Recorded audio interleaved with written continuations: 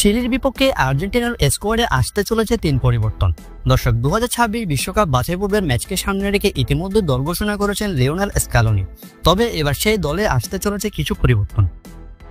দর্শক, 2026 বিশ্বকাপ বাছাই পর্বের ম্যাচ খেলতে 6 তারিখ চিলির বিপক্ষে মাঠে নামতে চলেছে আর্জেন্টিনা।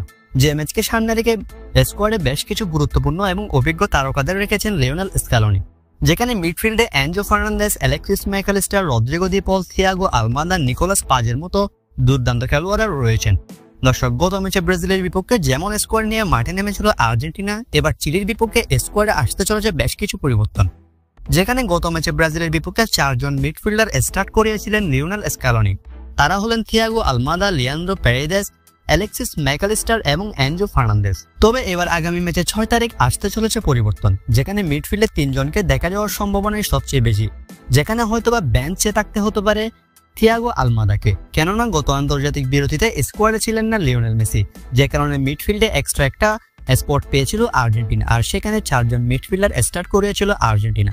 তবে এবার ইনজুরি কাটিয়ে দলে ফিরেছেন লিওনেল মেসি, যে কারণে একজনকে অবশ্যই স্যাক্রিফাইস করতে হবে তার জায়গা।